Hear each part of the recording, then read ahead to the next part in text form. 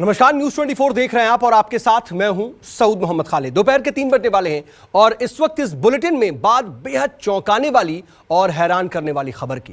दरअसल आपका और हमारा फोन अक्सर खराब हो जाता है, उसकी स्क्रीन टूट जाती है या फिर कोई दूसरी तकनीकी खराबी आ जाती है, तो फिर मोबाइल रिपेयर शॉप पर आप फोन छोड़ देते हैं उसे बनवाने के लिए और सही होने पर वापस ले भी आते हैं। लेकिन क्या आप ये जानते हैं कि इस दौरान आपका डेटा, आपके पर्सनल फोटोज और वीडियोज और दूसरे भी कॉन्टैक्ट हैं, वो कॉन्टैक्ट नंबर भी चोरी हो सकते हैं। न सिर्फ चोरी बल्कि इनके जरिए आपको ही ब्लैकमेल तक किया जा सकता है। दरअसल मीडिया रिपोर्ट सामने आई हैं ऐसी जो कि बेहद हैरान करने वाली हैं और उसके मुताबिक दिल्ली में पिछले 6 महीने के अंदर ऐसी 1-2 नहीं बल्कि 350 वारदातें हुई हैं जिनमें लड़कियों को उनके पर्सनल फोटोज के जरिए ब्लैकमेल किया गया। पहले एक रिपोर्ट देखिए, उसके बाद इसी पूरे विषय पर और गंभीर विषय पर हो गया हमारे साथ खास पैनल भी बातचीत के लिए। पहले रिपोर्ट देखिए, उसके बाद बातचीत की शुरुआत।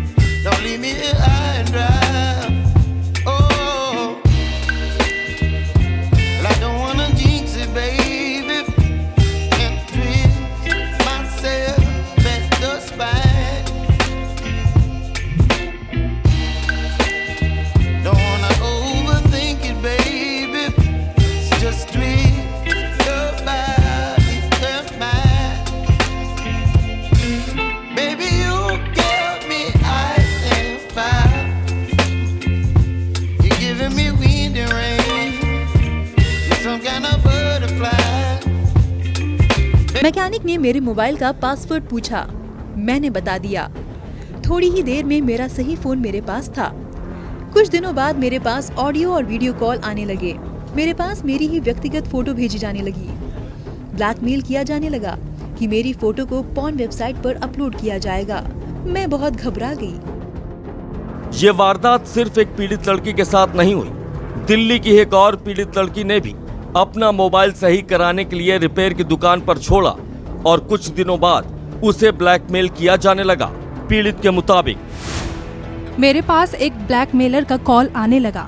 उसके पास मेरी पर्सनल फोटो थी। मेरे माता पिता के साथ साथ सोशल साइट पर लीक करने को लेकर वो मुझे धमकाने लगा। मुझसे 1 लाख रुपए की डिमांड की गई। मैंने अपना मोबाइल कालकाजी की एक दुकान पर सही करने के लिए दिया था। एक छात्रा ने तो ब्लैकमेलिंग से तंग आकर सुसाइड करने की कोशिश भी की, जिसका अभी भी मनोचिकित्सक इलाज कर रहे हैं। वहाँ हम we are trying our best, but पिछले 2-3 साल से कोई सुनवाई नहीं हो रही। एमसीडी वाले आते हैं, वो पहले ही सूचना आ जाती है उनके पास, वो सब दौड़ जाते हैं। चोरी की बिजली ली हुई है उन्होंने, बहुत 40-50 काउंटर मेरे मार्केट में ही लग चुके हैं और उसके लिए दुकानदार रो रहे हैं, काम ही नहीं है। तो हम खुद बेबस हैं और परेशान हैं और उसकी वजह से हमारी मार्केट भी बदनाम हो रही है, जो कि सबसे पुरानी है मार्केट ये। मीडिया रिपोर्ट्स के मुताबिक दिल्ली पुलिस के पास ब्लैकमेलिंग की कई शिकायतें दर्ज की गई। 6 महीने में ब्लैकमेलिंग के करीब 350 केस दर्ज किए गए। पुलिस ने एक मोबाइल रिपेयर सेंटर पर छापेमारी की। मोबाइल सॉफ्टवेयर और कंप्यूटर जब्त किए गए।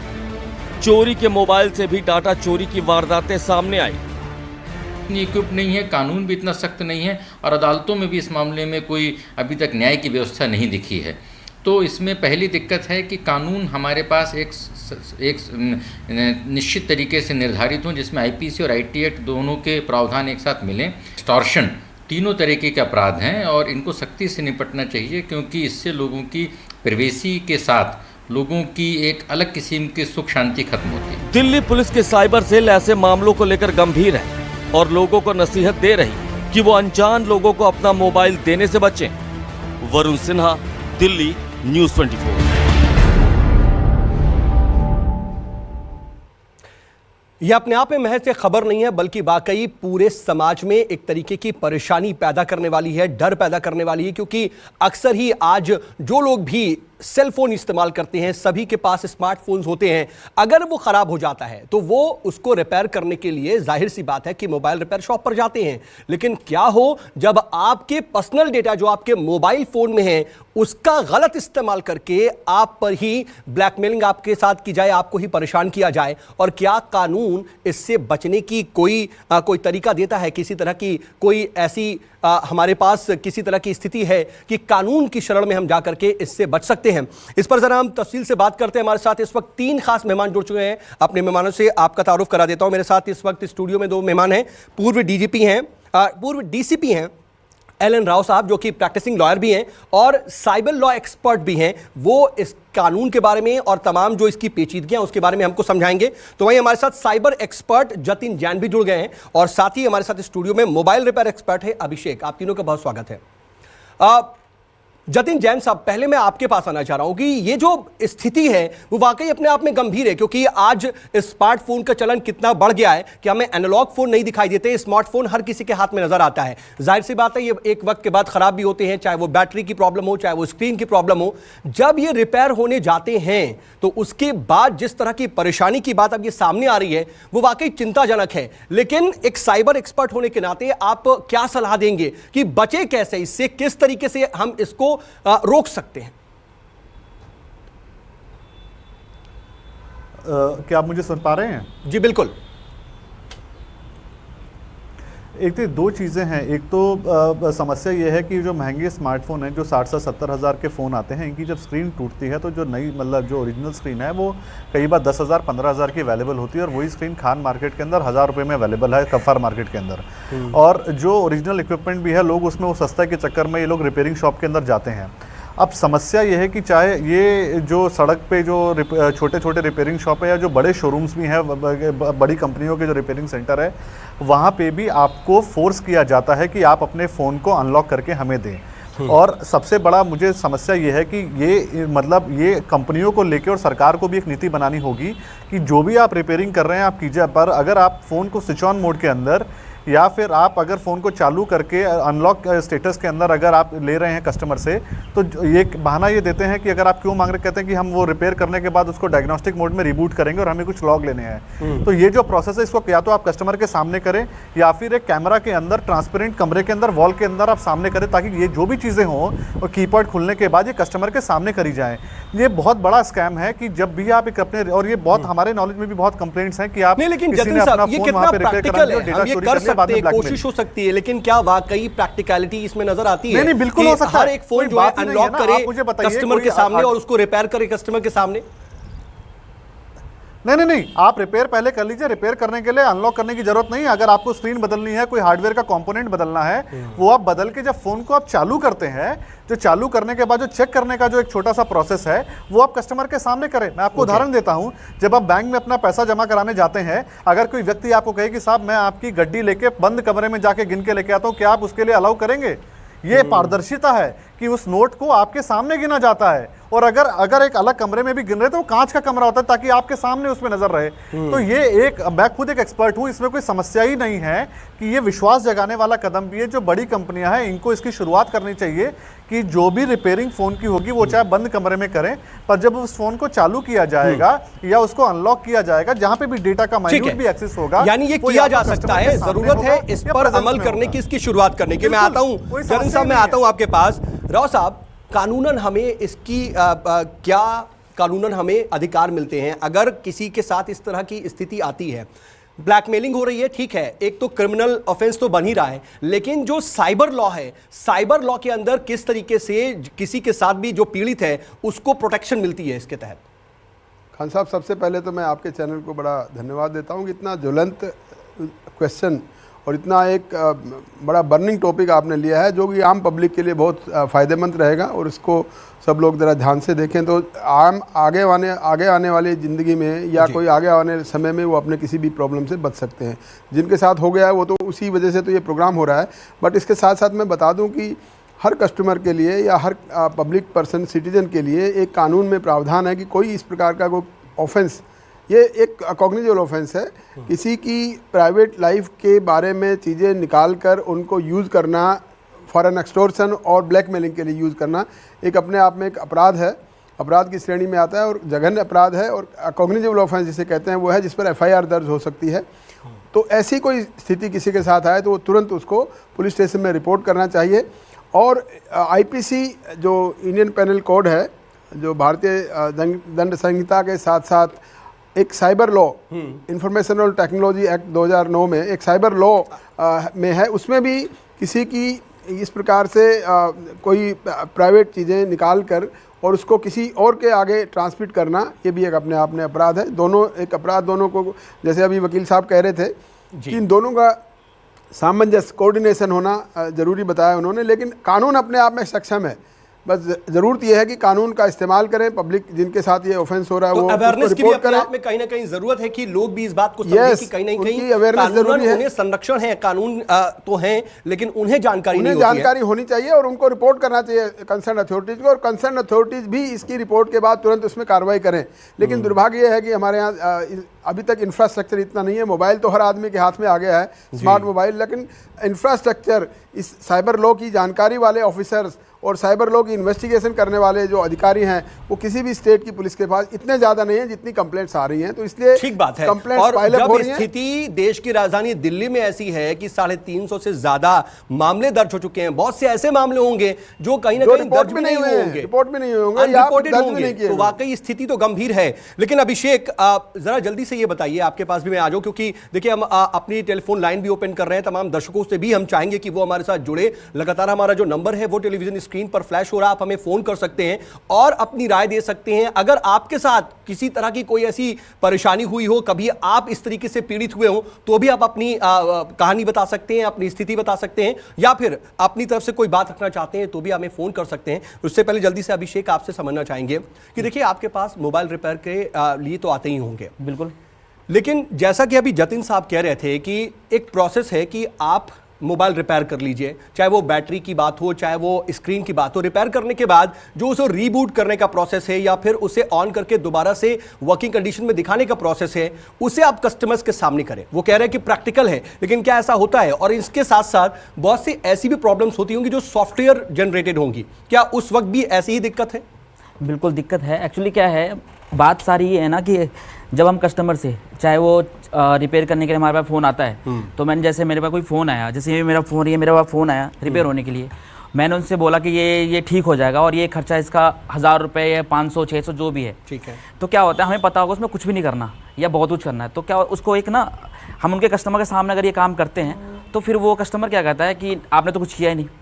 ये दिक्कत है। तो इसके कारण ना ये क्या करते हैं, ये लोग एक घेराव बना के, एक लेवल बना के अंदर और छुपे में करते हैं। वो जरूरी नहीं है करना। और जब रही बात की सॉफ्टवेयर का, सॉफ्टवेयर ओपन बिल्कुल किया जा सकता है बस। लेकिन एक प्रॉब्लम ये फेस हो सकती है कि आम लोग कहेंगे कि आपने तो कुछ किया ही नहीं, कुछ किया ही नहीं। बस ये है कि आपने कुछ किया ही नहीं, 10 मिनट लगा, आप मुझसे 500 कन्विंस करना पड़ेगा। हाँ, फिर वो बहुत ज्यादा कन्विंस करना पड़ता है। और इस चक्कर में क्या करते हैं वो लोग, काम सिर्फ 5 मिनट का है, मगर वो क्या कहते हैं आप 2 घंटे में लेके जाना, 6 घंटे में ले जाना। आज का जितना भी फ़ोन जितने भी आ रहे हैं उसमें ज़्यादा लेवल पर रिपेयरिंग नहीं कर सकते आप, तो उसमें इतना होता नहीं है चांसेस कि आप रिपेयरिंग ज़्यादा कर लो, हाई लेवल पे नहीं कर सकते। मगर क्या होता है, छोटा मोटा दिक्कत होता है। देखिए ये भी एक बहुत इंपॉर्टेंट बात निकल करके सामने आ रही है अभिषेक, जो आप बता रहे हैं। जतिन साहब के पास भी इसको समझेंगे कि टेक्निकल प्रॉब्लम्स ऐसी होती हैं कि 5 मिनट 10 मिनट में ठीक की जा सकती हैं, लेकिन कस्टमर बनाने के लिए या उन पर इंपैक्ट दिखाने के लिए कि देखिए प्रॉब्लम इतनी ज्यादा थी तभी हमने इतना आपसे चार्ज किया है, इन सब की वजह से एक प्रोसेस बनाया जाता है, कहीं ना कहीं एक आडंबर क्रिएट किया जाता है, जैसा कि नहीं किया जाए तब भी हो सकता है। लेकिन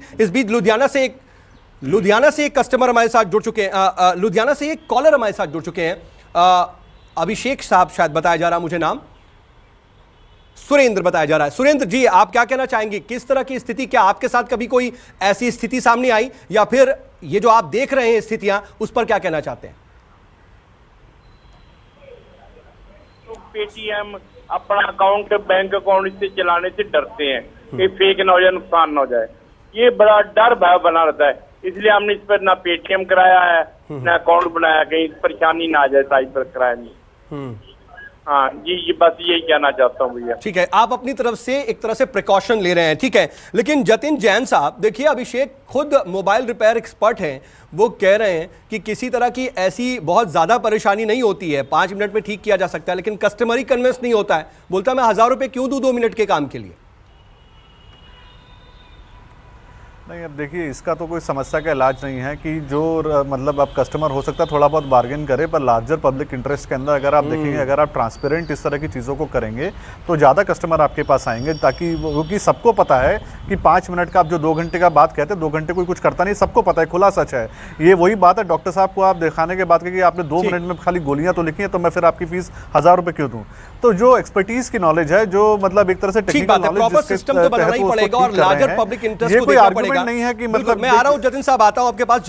देहरादून से हमारे साथ एक और कॉलर जुड़ चुके हैं, हिमांशु जी। हिमांशु, क्या कहना चाहते हैं आप?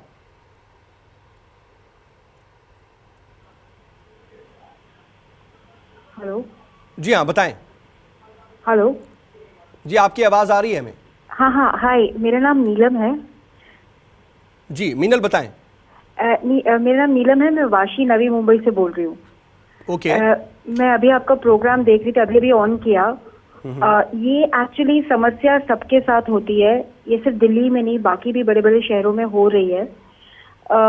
मेरे साथ तो अब तक ऐसा कुछ हुआ नहीं है, पर ये जो सिचुएशन है, ये इसको आप अगर टालना चाहते हो तो मैं बस इतना कहती हूँ कि अपना डेटा या अपना पासवर्ड उनके सामने मत खोले जब आप रिपेयर करने या सर्विस करने के लिए अपना फोन देते हैं। प्रिकॉशन लेना पड़ेगा, प्रिकॉशन के बगैर काम नहीं चलेगा। लेकिन राव साहब देखिए, लार्जर पब्लिक इंटरेस्ट में काम तो करना पड़ेगा, लेकिन क्या हो जब इस तरह की स्थिति का सामना करना पड़े।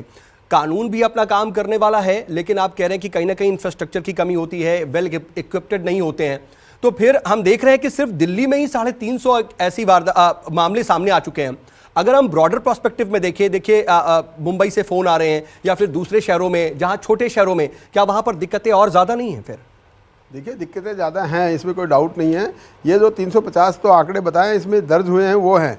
ऐसी बहुत सी कंप्लेंट्स हैं जो कि अभी रिपोर्ट नहीं हुए। सबसे पहले तो कोई बहुत आदमी पुलिस में जाने से कतराते हैं, रिपोर्ट नहीं करते हैं, और रिपोर्ट अगर हो गई है तो उसको एफआईआर में कन्वर्ट नहीं किया गया है, तो इसकी इन्वेस्टिगेशन नहीं होती है जब तक कि एफआईआर में कन्वर्ट नहीं हो जाता है। इसके साथ साथ मैं आपको बताऊँ तो अभी की स्थिति है कि आगे जितने भी मोबाइल फ़ोन और ज़्यादा बढ़ते रहेंगे, खास तौर से स्मार्टफोन की संख्या ज़्यादा बढ़ेगी, तो ये crime it's bound to increase.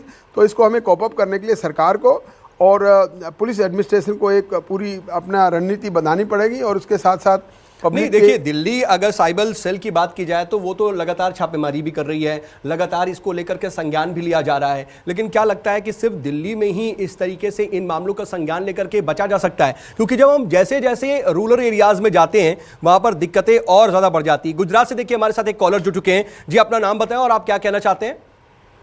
Hello, मैं गुजरात से बोल रहा हूँ, अर्पण भट्ट।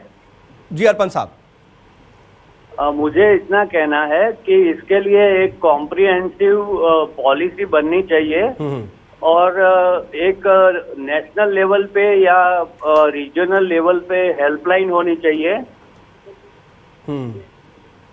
बिल्कुल, पॉलिसी तो बनानी पड़ेगी, और वही बात है जैसा कि जतिन साहब भी कह रहे हैं कि एक लार्जर पब्लिक इंटरेस्ट को देखना पड़ेगा। क्योंकि हमने इन 350 मामलों में यह भी देखा कि एक छात्रा ने तो बाकायदा खुदकुशी तक करने की कोशिश की इस ब्लैकमेलिंग से परेशान होकर के। बहुत छोटा सा ब्रेक ले रहे हैं, इसको और ज्यादा समझने की कोशिश भी करेंगे। और अगर पॉलिसी मेकिंग की बात है तो क्या पॉलिसी बन सकती है, लॉज क्या कहीं और स्टिक करने की जरूरत है, यह भी देखेंगे, लेकिन एक छोटे से ब्रेक के बाद।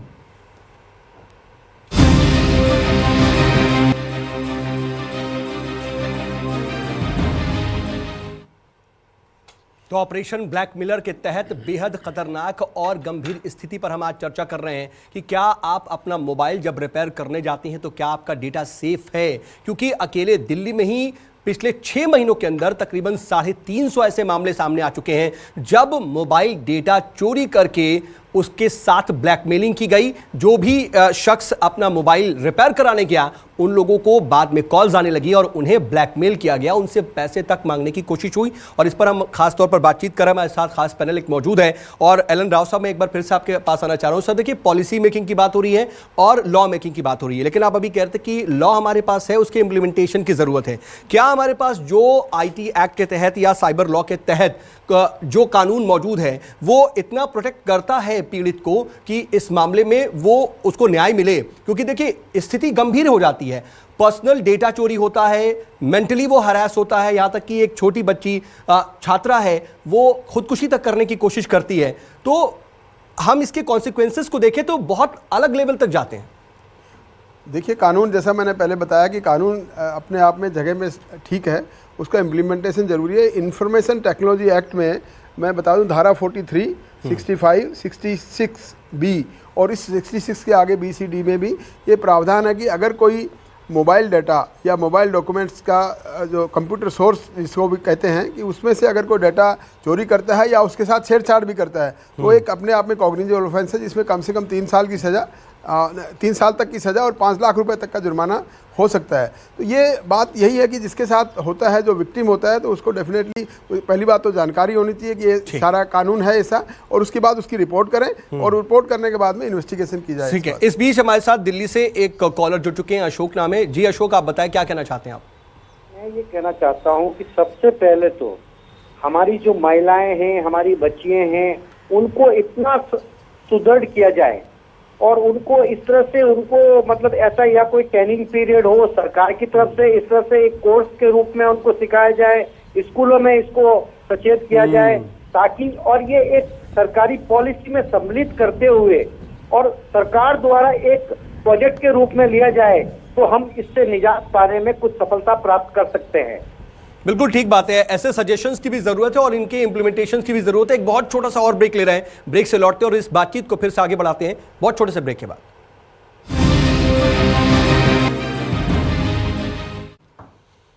तो ऑपरेशन ब्लैकमेलर के तहत बेहद गंभीर स्थिति पर हम आज बात कर रहे हैं, क्योंकि ये स्थिति आने वाले वक्त में और ज्यादा गंभीर और चिंताजनक हो सकती है। क्योंकि आपका मोबाइल फोन, जिसके बिना आज एक शख्स का रह पाना भी मुश्किल होता जाता है, अगर वो खराब हो जाता है, अगर वो रिपेयर करने के लिए जाता है, तो क्या आपका डेटा मिसयूज हो सकता है? क्या आप ब्लैकमेलिंग का शिकार हो सकते हैं? क्योंकि ऐसे मामले कम से कम राजधानी दिल्ली में ही बहुत ज्यादा बढ़ते दिखाई दिए हैं और अकेले 6 महीने के अंदर 350 ऐसे मामले दर्ज हुए हैं। इसीलिए हम इस पर बात कर रहे हैं, क्योंकि देश के और इलाकों में भी इस वक्त ऐसी स्थिति जरूर होगी और वहां पर भी लोगों को इस तरह की स्थिति का सामना करना पड़ रहा होगा। हमारे साथ बातचीत के लिए 3 खास मेहमान लगातार बने हुए हैं और साइबर एक्सपर्ट जतिन जैन साहब के पास चलते हैं। जतिन साहब, देखिए, हम बात तो कर रहे हैं, लेकिन प्रिकॉशन की बात करना बहुत ज्यादा जरूरी हो जाता है कि क्या फोन्स में कुछ ऐसी सेटिंग्स होते हैं कि हमारा जो डेटा है वो इतना सिक्योर हो जाए कि वो ट्रांसफरेबल ना हो, या कुछ ऐसी सेटिंग्स करके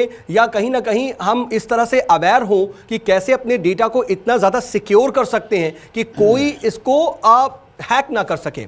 इसके बारे में अगर आप कुछ एजुकेट कर सकें। जहाँ तक फ़ोन को रिपेयरिंग में देने का सवाल है, उससे पहले एक चीज़ तो आप ये कर सकते हैं कि आप अपने जो कम से कम पर्सनल फ़ोटोज़ और वीडियोज़ हैं उनका बैकअप आप पहले ले लें और व्हाट्सएप का बैकअप ले लें और उसके बाद उस फ़ोन को दें और वापस आने का चाहे आप दोबारा फ़ोटोज़ डालें। एक नहीं, लेकिन जतिन साहब, मैं यहाँ बीच में रोकूंगा, क्योंकि मोस्ट ऑफ द टाइम ऐसी भी सिचुएशन आ जाती है कि आपका फ़ोन अचानक से डेड हो गया, आपकी बैटरी खराब है, फ़ोन ऑफ है, आपका फ़ोन ऑन ही नहीं हो रहा है, डेटा बैकअप लेने की सिचुएशन ही नहीं है, तब क्या कर रहा हूँ? नहीं, मैं उसी पे आ रहा हूँ कि हर बार ये संभव नहीं होता। दूसरा तरीका ये है कि पहली बात तो सरकार को जैसे नोटिस होते हैं, ये एक राइट वहाँ पे नोटिस होना चाहिए सर्विस सेंटर के अंदर, that a customer has a right not to give his password. आज आप किसी भी OnePlus हो, Xiaomi, आप किसी की भी स्टोर पे चले जाइए, अगर आपका फ़ोन वारंटी में और अगर आपने कीपैड खोलने से मना किया तो बोलते हैं आप अपना फ़ोन लेके वापस चले जाइए। तो वो सीधे कह देते हैं ना, नहीं जतिन साहब, सीधे ये कह देते हैं कि आपका फ़ोन रिपेयर नहीं हो पाएगा या फिर हम आपके डेटा की गारंटी नहीं लेते हैं। आप कस्टमर भी ये चाहता है कि नहीं, मुझे डेटा तो वापस चाहिए, मेरा इसका बैकअप नहीं है। हाँ, वो कहते हैं, वो नहीं, वो भी बात की बात तो कहते हैं वापस चले जाइए, हम नहीं करेंगे अगर आप कीपैड नहीं खोलेंगे तो। दूसरी चीज़ मैं आपको जो कहना चाह रहा हूँ, स्पेशली वुमेन एंड गाइज, आपको इनको एकदम फर्मली बोलना चाहिए कि मैं कीपैड का पासवर्ड आपको क्यों चाहिए, अगर आप मुझे बताइए, अगर आपको चाहिए जो भी आप बहाना दे रहे तो आप मेरी आंखों के सामने ठीक है, कीजिए। ठीक है इसमें कोई जतिन साहब, आपको मैं आऊंगा, मतलब आपकी बात को शर्म आगे नहीं आनी चाहिए बढ़ाएंगे, और अपने लेकिन अधिकार की बस्ती तरफ से एक पे कॉलर जाइए। अभिषेक इस वक्त इसके जुड़ चुके हैं, अलावा- जल्दी से इसके अलावा उनका रिस्पॉन्ड ले लेते एक हैं। सेकंड, अभिषेक क्या कहना प्लीज चाहेंगे? बात कंप्लीट करने दीजिए। मैं आ रहा हूं, आपके पास आ रहा हूं जी अभिषेक। इस समय सर भारत में सबसे ज्यादा लोग मोबाइल चला रहे हैं सर। मोबाइल पे सरकार को कड़ी कानून बनाना चाहिए, और जैसे और सब मोबाइल चोरी हो रही है, इस पे जैसे हम कई बार ऐसे मामला सामने आता है कि मोबाइल की बैटरी फट जाती है, आग लग जाती है, जो आदमी भी घायल होता है। तो इस पे कंपनियों को भी ध्यान रखना चाहिए कि ऐसी कोई घटना न हो और कस्टमर सुरक्षित रहे, या मोबाइल मतलब ऐसे। ठीक है, ये भी अपने आप में एक विषय है, इस पर भी वाकई ध्यान देने की जरूरत है। लेकिन प्रयागराज से एक और कॉलर अभिषेक ही जुड़ चुके हैं। जी अभिषेक, क्या कहना चाहते हैं आप? चलिए, अभिषेक से संपर्क कट गया है। जी जतिन साहब, मैं चाहूंगा कि आप अपनी बात पूरी करें।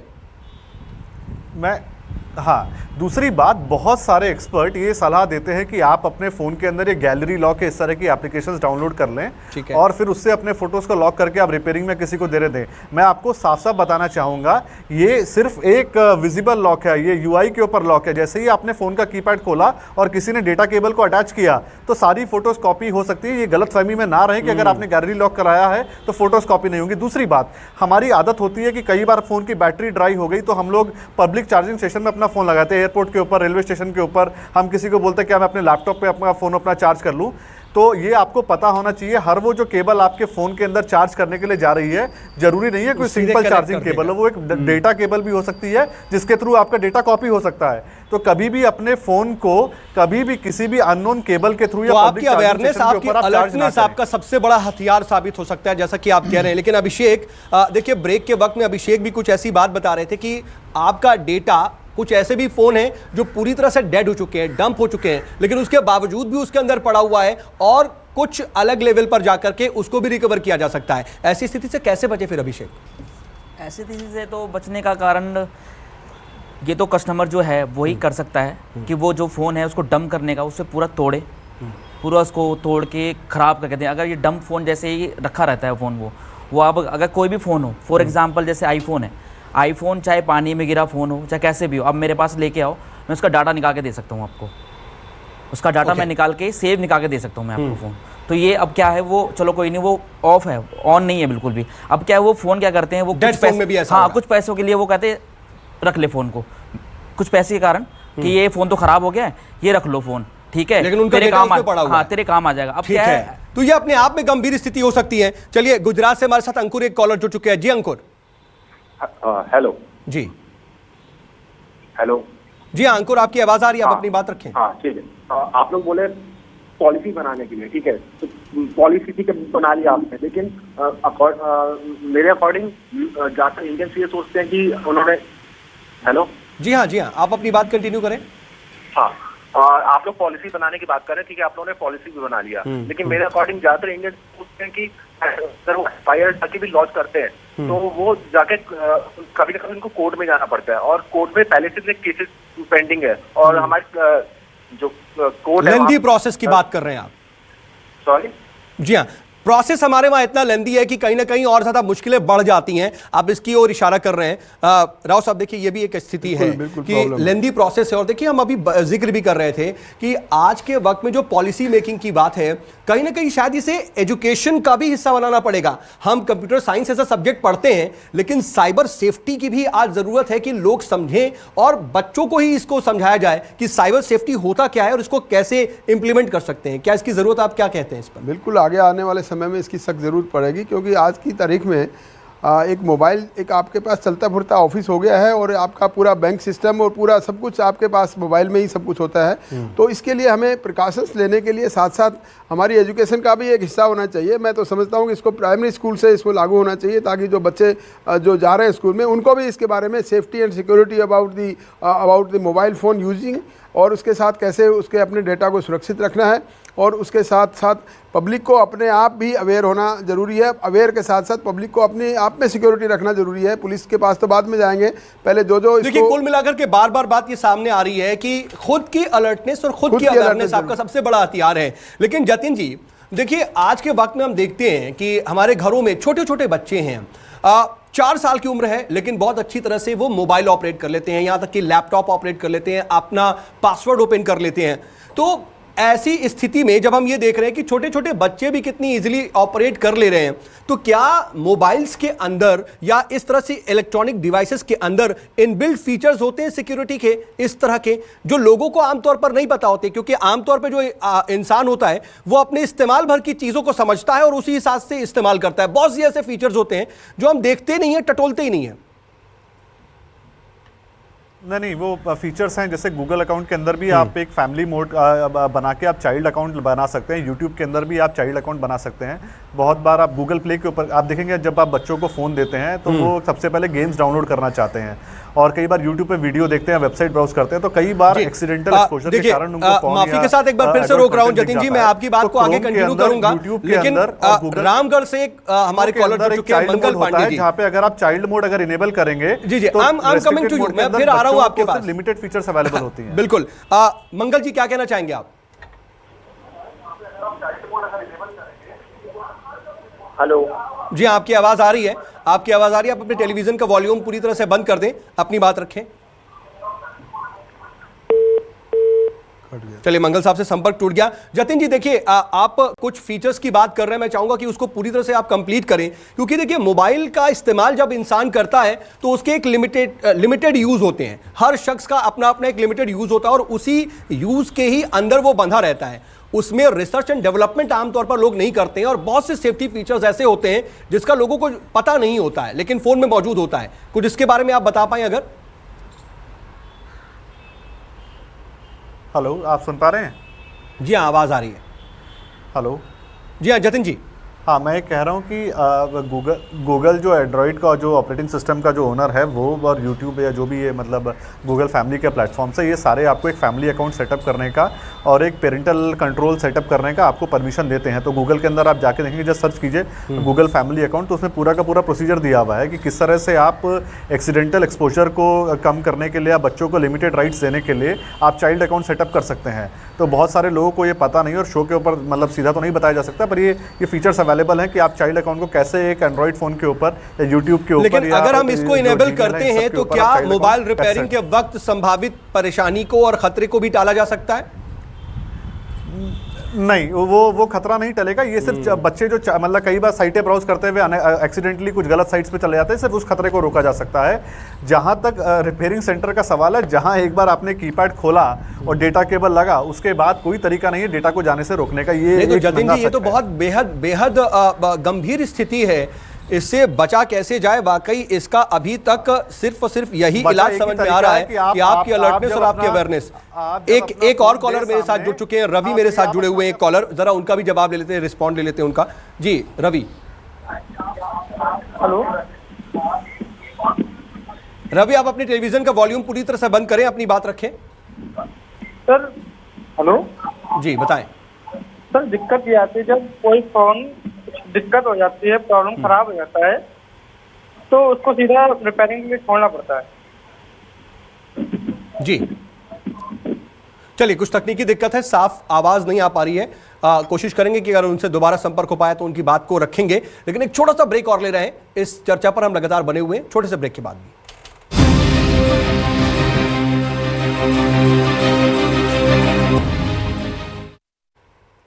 तो अगर आपका मोबाइल फोन खराब हो जाता है, आप उसे रिपेयर के लिए देते हैं, तो आपका डेटा चोरी हो जाएगा। क्या उसके बाद आपको इसकी भारी कीमत चुकानी पड़ेगी? क्या आपको ब्लैकमेलिंग तक सहनी पड़ सकती है?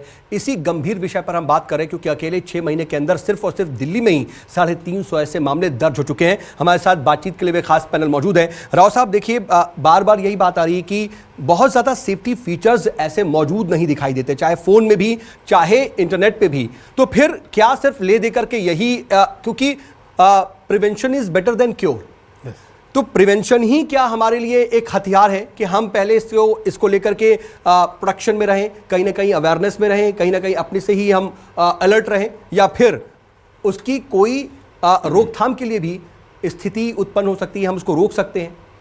देखिए, प्रिवेंशन तो बहुत अच्छी चीज़ है। प्रिवेंट हो गया, कोई भी क्राइम करने से पहले रुक गया है, तो आगे आने वाली समस्याएं दूर हो जाती है। इसलिए हर आदमी को आदमी हैं, औरत हैं या बच्चे हैं, उन सबको अपने आप में कैसे सुरक्षित रहना है, फ़ोन को कैसे सुरक्षित रखना है, उसके डाटा को कैसे सुरक्षित रखना है, या ऐसे अनजान लोगों को किसी को नहीं देना है। एक ऐसा भी नोटिस में आया, एक रिपोर्ट हुई थी पुलिस स्टेशन में कि एक आदमी ने किसी पार्टी में किसी को फ़ोन दे दिया यूज़ करने के लिए। किसी ने कहा कि यार मेरा फ़ोन ख़राब हो गया, चलो मैं आपका फ़ोन यूज़ कर लूँ। तो ऐसा कोई आदमी, अनजान आदमी था, उसने कहीं दूर जाके उस फ़ोन से किसी को धमकी दे दिया। वो धमकी में फिर वो दे के तो चला गया उसके बाद, और उसके बाद प्रॉब्लम उसको हुई क्योंकि धमकी की रिपोर्ट जब हुई तो जिसका फोन था। तो ये सब चीजें हैं, ऐसा हमें आपको अपने आप में भी देखना पड़ेगा कि हम किस प्रकार से ऐसे किसी अनजान आदमी के साथ में अपने फोन को सतर्कता बरतनी पड़ेगी। यस, अलवर से हमारे साथ देवराज एक कॉलर जुड़ चुके हैं, जरा उनका पहले से रिएक्शन ले लेते हैं। जी देवराज। हेलो,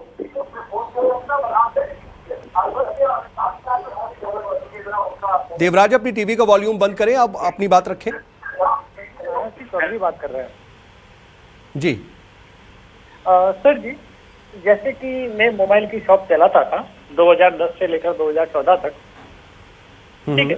तो तब तक में मोस्टली सब मोबाइल आ गए थे मार्केट में, सिर्फ एक नया मोबाइल अभी आया है जस्ट MI का। इसको छोड़ के कोई भी मोबाइल में ऐसी सिक्योरिटी नहीं है कि ताकि कोई भी डेटा है वो छुपा सके।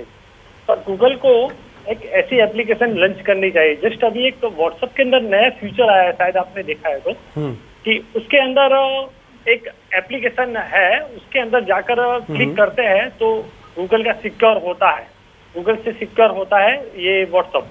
और व्हाट्सएप के जरिए हम फिंगरप्रिंट या तो फोन लॉक के जरिए वो एप्लीकेशन ओपन कर सकते हैं, और डेटा जैसे कि गैलरी है वो भी वहाँ शो नहीं होती।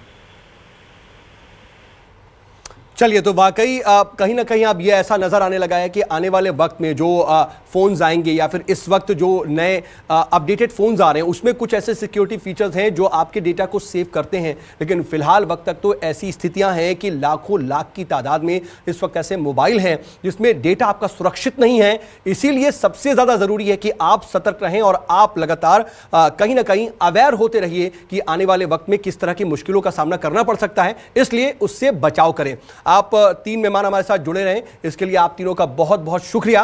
देखने वाली बात होगी कि आने वाले वक्त में क्या इस तरह के स्थितियों को रोका जा सकता है, लेकिन फिलहाल तो जरूरत आपकी सतर्कता की है। छोटा सा ब्रेक ले रहे हैं, बने रहिए न्यूज़ 24 के साथ।